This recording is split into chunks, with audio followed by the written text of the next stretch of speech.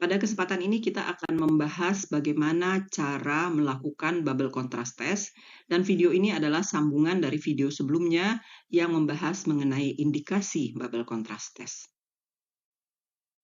Untuk mempersiapkan pembuatan bubble diperlukan beberapa bahan, antara lain adalah IV cannula, 3-way stopcock, paling tidak 2 spade 10 cc, normal saline NaCl 0,9%, extension tube connector kalau ada, gelofusin atau darah pasien, biasanya di tempat kami kita menggunakan darah pasien, dan assistance dalam hal ini bantuan tenaga perawat. Ini cara kita membuat bubble. Kita bisa lihat bahwa satu spade diisi dengan 10 cc normal saline.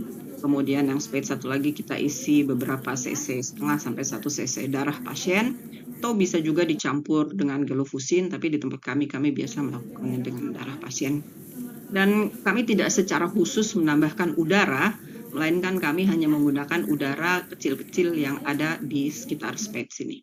Kemudian kita mengocok dengan sekuatnya, biasanya terdengar bunyi set, set, set, gitu. Ya, itu benar-benar kuat sehingga kita bisa melihat ada bubble-bubble halus yang timbul.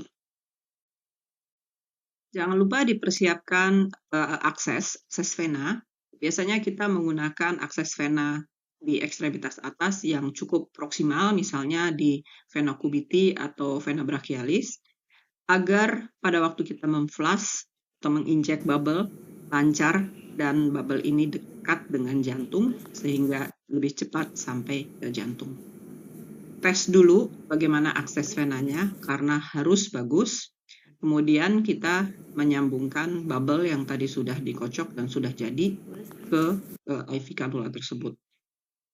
Setelah kita melakukan persiapan untuk ekokardiografinya atau untuk pasiennya kita persiapkan, kemudian kita menginjek bubble dengan cepat dan bertenaga. Biasanya kita meninggalkan bubble-bubble atau busa-busa yang kasar, nggak sampai masuk. Falsafah maneuver dan timing kita melakukan injeksi sangat penting, terutama untuk mendiagnosis adanya PFO, paradoxical shunt right to left. Kita bisa mengajari atau meminta pasien untuk latihan dulu melakukan falsafah yang betul. Bagaimana falsafah harus dilakukan, seperti kita tahu dalam video sebelumnya, falsafah ada 4 fase.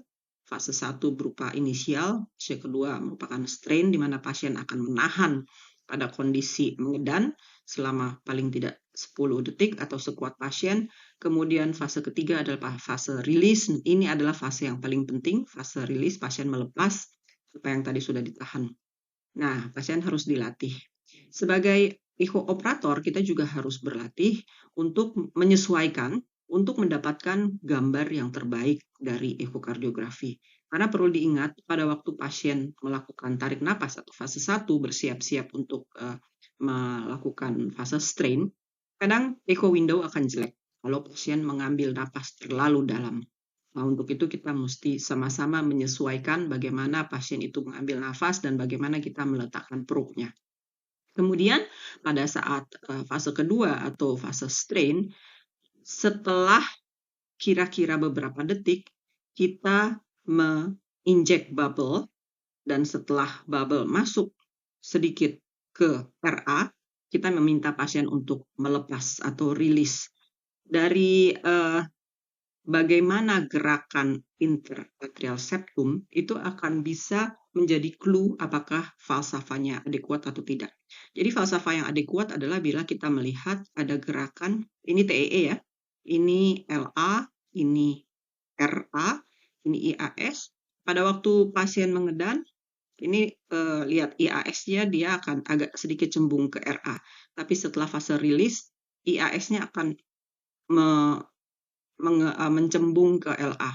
Nah, seperti ini. Nah, pada saat ini, karena pada fase rilis, venous return banyak dengan deras kembali ke RA. Nah, ini adalah adekuat falsafah dengan timing yang tepat waktu kita melakukan injeksi. Jadi timing itu sangat penting. Dan satu hal lagi adalah kita harus merecord dengan beat yang cukup panjang dan retrospektif. Jadi kita lihat, pertama kita lihat dulu, kita sudah masuk, kita hitung kira-kira lebih dari 10 detik, kemudian baru kita pencet record. Jadi perlu diingat bahwa kita harus mengerti pentingnya bubble contrast yang kualitasnya baik.